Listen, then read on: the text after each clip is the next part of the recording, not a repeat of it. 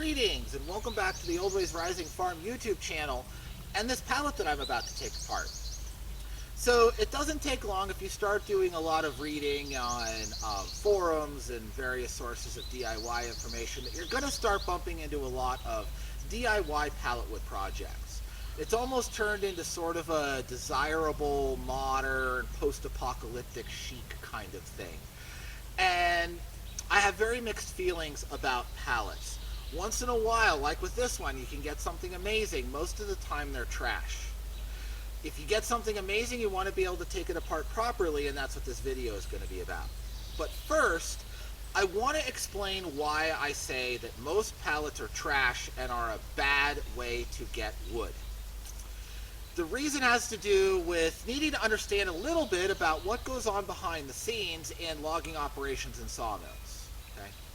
So when loggers cut trees, they grade the logs that come out of them. And this is a lot to do with how they're sold to the sawmills that then receive and cut them. So the top two grades are veneer and selector premium.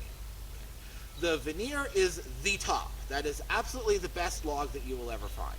And they are the best logs that you will ever find. They are free of blemishes, they don't really have any major defects, and they're large in size. They have to have those characteristics in order to hold together and support the abuse of being shaved into those thin sheets and having those thin sheets hold together. The grade slightly and only slightly lesser than veneer is that selector premium. And that means, there's a couple different words for it in different areas of the country, but basically it means missed veneer by a whisker, but only a very small whisker. So those are also very, very high-grade logs. Below that you have the common grades. And this is the overwhelming majority of wood that comes out of the forest is one of the common grades, 1 through 3, 1 being the top, 3 being the bottom. Your one common logs are going to cut majority top grade boards, okay? With a few blemish boards here and there that go on the cheap pile. The grade 2 logs will cut a lot of good boards, but they take a lot more care to get that quality out of them, because there's things you have to cut around and pay attention to. The 3 common are trash and won't cut any good boards. You won't have a single top grade board from an entire flitch cut from a 3 common log. They are barely better than firewood. They cut so little good lumber that if they have to be shipped more than just a few miles, the sawmill will lose money for having cut them. Okay? So sawmills have to deal with these because they come out of the woods. A lot of them come out of the woods, and they have to find a way to value add or deal with this expense of having this low-grade lumber around. One of the very common things that they do is to sell them to specialized pallet mills, getting these 3 common logs the nickname pallet grade logs. Okay? That's why most pallet wood is trash, because it started out as trash from the get-go.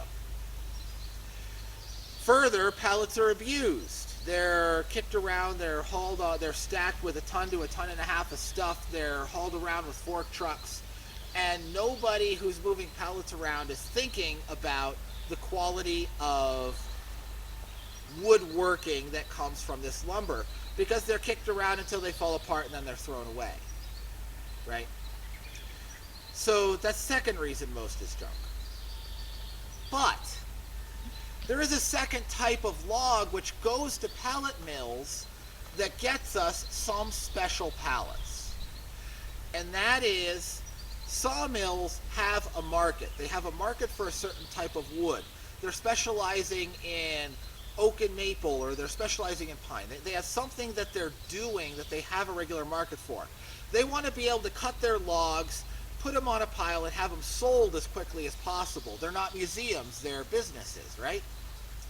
So when they get logs from rarer species, even if they're good logs, they'll often sell them off to the pallet mills because they just don't want to deal with something that's, yes, it's a nice species, it's nice wood, it's going to get good boards from it, and woodworkers will love it, but they don't want to deal with it because they don't have a clientele that's looking for it. So a lot of that ends up at the pallet mills. So while it's a very small percentage, it's there. So if you keep your eyes open when you're looking at pallets, occasionally you'll find a good one. In my experience, one worth cutting apart is a 1 in 1,000 proposition. And since a lot of people who view pallets are also woodworkers, in actuality it gets lower than that, right? But this is a special one. Okay. This pallet is, these horizontals are butternut. Butternut is a very endangered tree right now because they're all dying from the butternut canker. I hope this is one that died naturally and wasn't a healthy one cut down. There's no way to know that. But the other special thing about this is these horizontals are basswood, which is obtainable, but not many sawmills cut it, so it's kind of hard to find. Okay.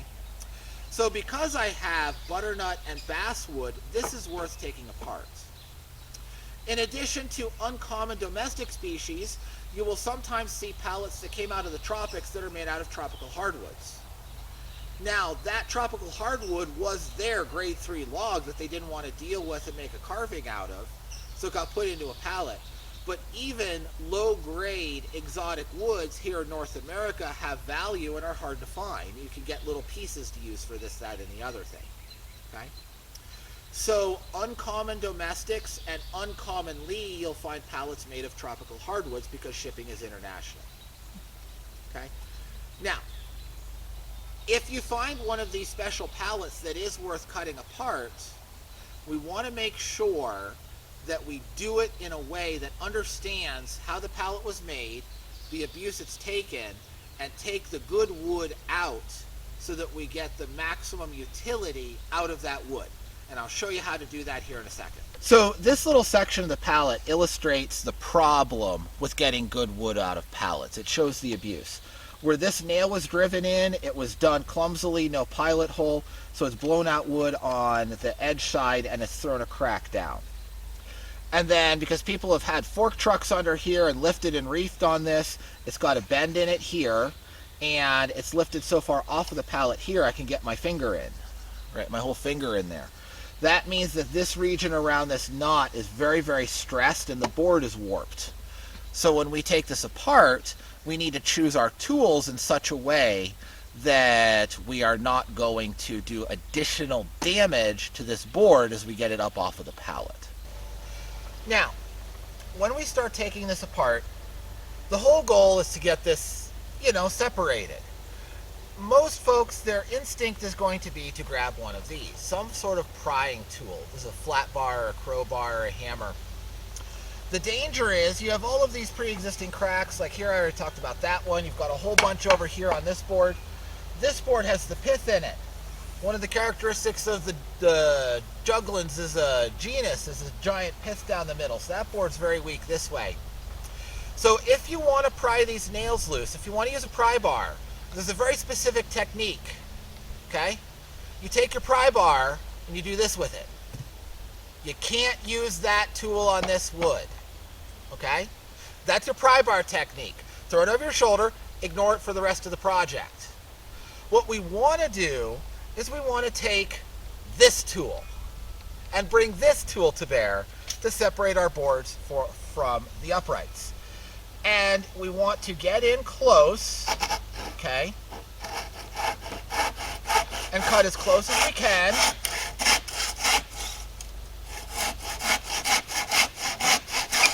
It doesn't have to be a perfect, pretty cut,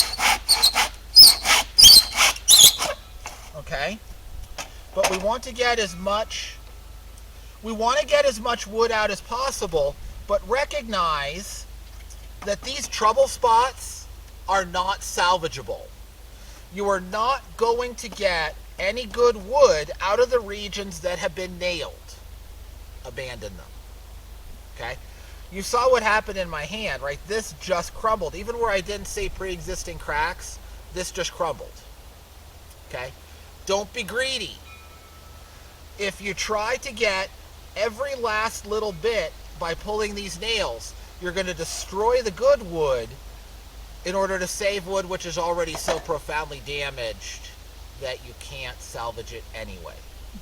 Don't be greedy. Forget about prying, use the saw. So I'm going to proceed with this a little bit, and we'll rejoin when I've made some progress. Well, it's about 20 minutes later, and you can see the aftermath of taking apart this pallet. All three of these came off well. This is the basswood for my carving projects. Now, notice the nails are still in them too. I have not used this tool whatsoever. When I go to break this apart for carving, I will try first of all to cut pieces in between where the nails are. Okay? If I can't do that, and I have to remove a nail, I will do it with the piece of wood, cut to length, supported in the vise, so that there is no reefing or twisting motion when I pull the nail out. Okay? So these nails will stay in until it's ready to use. But for that basswood, this is absolutely worth doing. Okay? I might have taken this apart just for those basswood pieces, because that's a wood that I want. It's absolutely worth doing for these, because this wood is basically priceless, right? You can't just find this because you want to. And if you do, it's from like Intarsia supply places that are charging extraordinarily large amounts of money for it, right? Mm-hmm. So this stuff is unobtainable, so it's priceless. So these are worth it, and I'm going to keep every scrap. This is the better pile. Some of these boards came out, none of them are split free. Some of them came out really nice, and they all have a little bit of warpage in them because they've had a ton of weight on them, literally a ton or a ton and a half of weight on them.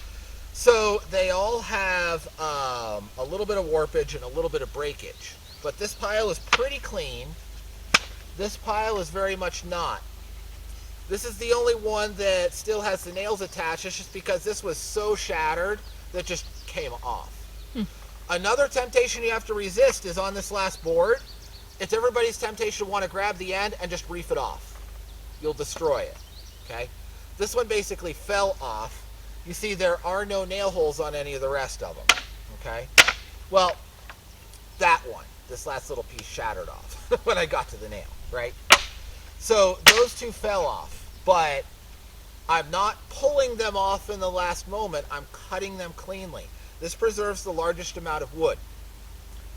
And 20 minutes for this wood is absolutely worth it, right? I've got enough here. I could do a nice set of drawer fronts. This could be a couple of little boxes. There's a lot of things that you could do with this. Even if it's just goes in the stash for a while and comes out when I run out for some other project and run out of wood, still worth it, right? What about the rest of it? These are all the bottom pieces. So these are oak. And let's look at this. So if I measure this, I've got nominal 6 inches there. Remember, actual and nominal are different, right? It's a 5.5-inch board, which means it's sold as a 6-inch. I've got 18 inches there, and we're a nominal 1/2 inch thick. Actually, that's an actual 1/2 inch, which surprises me a little. So this is a little more than half a board foot. Okay, what could I get wood for? Well, this sort of green rough cut oak I can get for $1 a board foot. So this is about 60 cents worth of wood. Since I was cutting this pallet apart for this wood and that wood, is it worth it to just hang on to these 60-cent boards? Yeah. Is it worth dissecting a pallet for that and doing all of this extra effort? Oh my gosh, no. Because again, all of these are corrupted, right? That one is the most intact, but it's still got some gnarly stuff in it. So the whole width is not usable. Both of these are cracked. That one's cracked with 2 knots. So that one's probably not even worth carrying home. Okay? So I got 2 reasonable ones. This one is split all the way and it's full of knots. So this is kindling, that's kindling. And again, I saved all of these pieces, just shattered and fell off. This shows how much damage is done to the end of the boards. This is why you need to use this tool. And why older pallets that have been reused a couple times, no matter what they're made out of, let it go. Okay? Because even cutting them apart, Every time this pallet is used to lift a load, those cracks grow, and they grow further into your board. And you don't want to spend all of the effort it's going to take to make some nifty piece of furniture and then have it fall apart because your wood was garbage. Okay? So this wood is compromised, even in the best case, right? Even my best boards have cracks that grew out from these nail holes. Okay? So those two boards are kindling. These two, they're worth keeping. I think they might actually be cherry. They've got a lot of cracking in them. I'll examine them further, to be determined. What are they? They are 3 inches by 18. That's about 50 cents worth of cherry. And these are soft maple. Too hard to carve, gnarly, that's kindling. So that's all trash. That goes on the trash pile. So, is this worth doing? Well, because of what it is, absolutely. Because of what wood I got out of this, it's absolutely worth doing. If this is something you can get commercially in your area, no. Right? If this was nothing but oak and maple, I would have salvaged probably at most $3 or $4 worth of wood in the process of doing this. And it's weak wood, it's compromised wood. You're going to have to go buy good wood to back it up if you want to use this for anything but the smallest of projects. But when you find something special, when you find a little bit of lace wood, you know, even here in North America, we have lace woods, right? Quarter sawn sycamore is a nice lace wood. If you find a bunch of that and want to make a little box, then get the pallet. If you find something really rare like this, get the pallet. If you find a tropical hardwood, get the pallet. If it's just oak and maple, move on. You're not going to get what you think you're going to get dissecting the pallet. So, there's my thoughts on pallets and how to break them apart correctly when you want to. I hope you enjoyed this video. I hope that you'll go ahead and give it a thumbs up and join us next time here at Old Ways Rising Farm.